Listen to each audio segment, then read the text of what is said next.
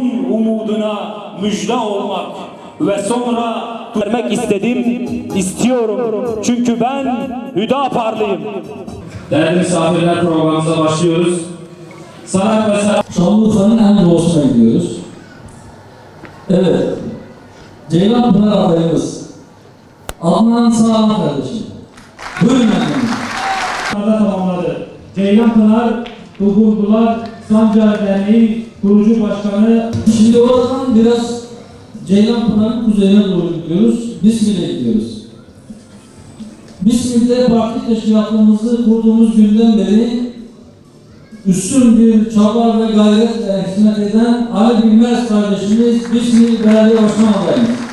1964 yılında İzmir'in Bademli köyünde çiftçi bir ailede. Rabbim utandırmasın. Evet. Sırada Eğil var. Evet, Ali Durgunsu Eğil Belediye Başkan adayımız.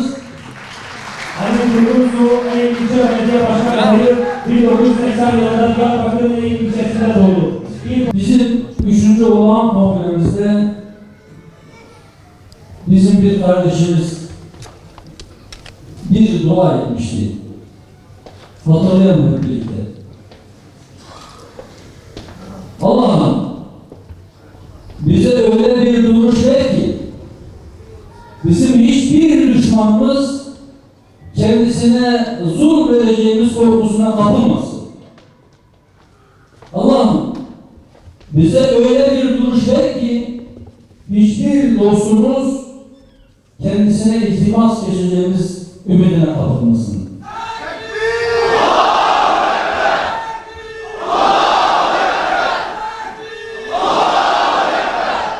Rabbim rahmetiyle muamelede bulunsun.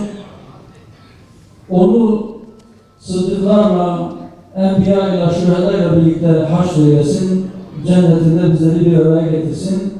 Bu vesileyle Mehmet Yavuz kardeşimize buradan bir kez daha rahmet okuyoruz. Allah-u Teala onu rahmetiyle, merhametiyle şad eylesin. Cennetinde almasın inşallah.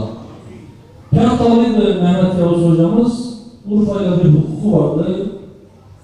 Şimdi Urfa'da Kağıtlar Belediye Başkan adayımızı buradan ilan ediyoruz. Rahmetli Mehmet Yavuz kardeşimizin bize bir anlamda yadigarı, onun kardeşi Adem Yavuz hocamız.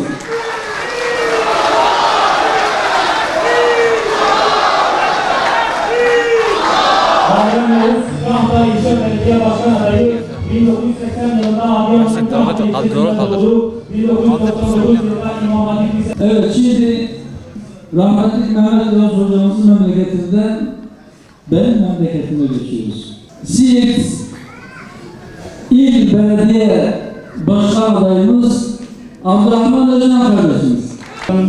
ve zincir market alanında faaliyet yapan farklı şirketlerde yöneticilik yaptı. 2020 yılında Hüdapar'la aktif siyasete atıldı. İstanbul Beylikdüzü İlçe Teşkilatı kurucu üyeliği ve Beylikdüzü İlçe Başkanlığı görevini yaptı. Diyarbakır Büyükşehir Belediye Başkan adayımız Diyarbakırlı ama Mersin Milletvekili Faruk Dinç kardeşim.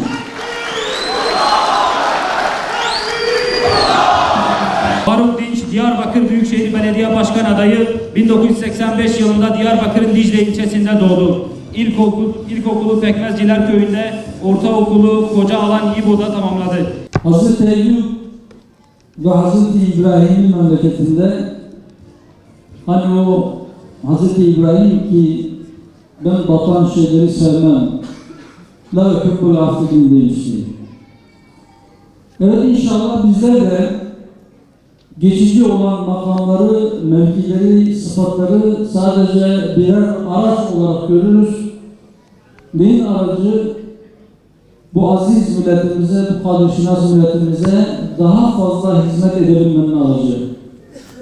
O hizmet de inşallah Rabbimizin rızasına kavuşmanın aracı olsun. Hz. İbrahim'in şehrinde inşallah Urfa'da şehre minini bulacaktır. Emin kardeşim, Emin Aslan, buyurun.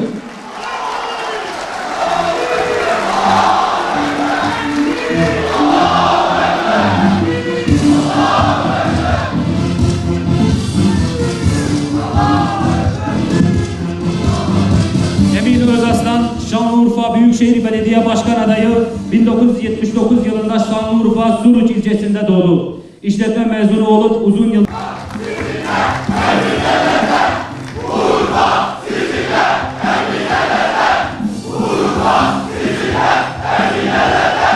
Rabbim utandırmasın.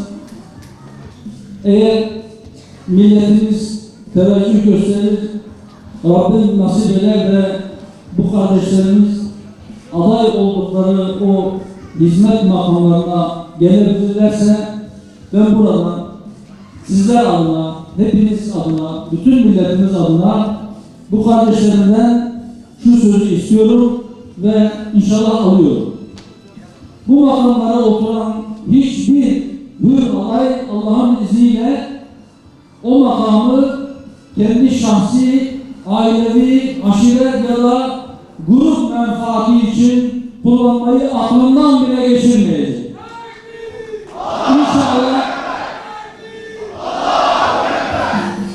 İnşallah biraz önce bahsettiğim ilkeler doğrultusunda milletin malını millete hizmet için kullanacak ve millete hizmet etmeyi şereflerin yüksek derecelerinden birisi olarak kabul edecek ve bu uğurda terleyecek, çaba sarf edecek. Orada sadece kendi şahsını değil, bütün bir camiayı, bütün bir partiyi temsil etme bilinciyle o ülkeler doğrultusunda inşallah adil bir yönetim ortaya koyacak ve inşallah memleket hep birlikte kazançlı çıkacak.